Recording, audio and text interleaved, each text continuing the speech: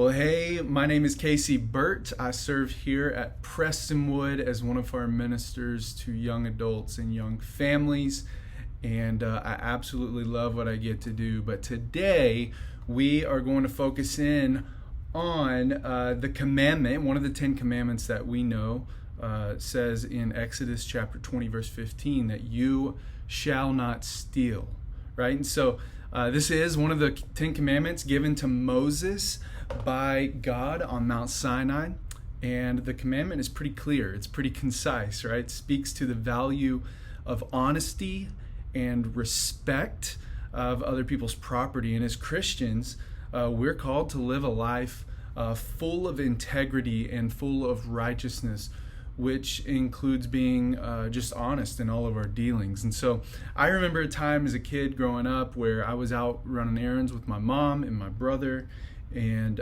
we were going place to place to place. And I remember being in some store, and there was like a little display, clear display with different shelves of little toys and trinkets, and one of them was a bin of bouncy balls, like the rubber, colorful bouncy balls. And I picked one up, and as we're going through the store, I remember bouncing it, catching it, bouncing it, catching it, probably driving my mom insane. But I remember doing that, and then we went, and did our shopping, and we checked out. And I got in the car, and I still had that bouncy ball. And I know, after a while, I know my mom realized it, and she was like, "Casey, I didn't pay for that." And she knew that I hadn't paid for it because I didn't have any money as a kid. And so I remember my mom driving back to that store after we had gone to another place, and I had to walk in, return it, and tell them that I took it and I didn't pay for it. And I remember as a kid being like humiliated, being embarrassed, right? But it was a great life lesson to me as a kid. While there was no like real malice or intent to hurt anyone for that little 50-cent $1 ball, whatever it was, my mom saw the value in that. I shouldn't be stealing things. I shouldn't be taking things that are not mine. And so it was a great life lesson. And not only that, it's a biblical lesson as well. And so right there in Exodus chapter 20, verse 15, you shall not steal, I experienced that myself as a kid. And so stealing is not limited to just taking somebody else's property or some store's things without their permission, but that can include dishonesty, deceit, fraud, and any action that involves taking something that does not belong to us, whether that is physical in a bouncy ball or whatever it is, or emotional, that's stealing. And so as Christians, we are called to live to a higher standard. We're called to treat others the way that you want to be treated, right? The golden rule that we all learn as kids.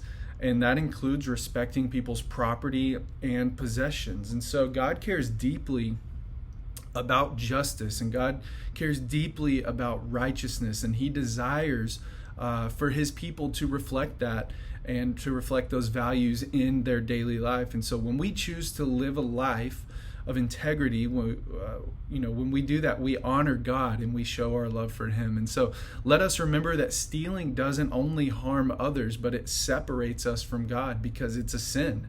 And that's what all sin does. Sin separates us from God. So may we leave here today, may we go out now and strive to live a life of honesty, of respect for others, and respect for God, because He has commanded us, He has asked us and told us not to do that.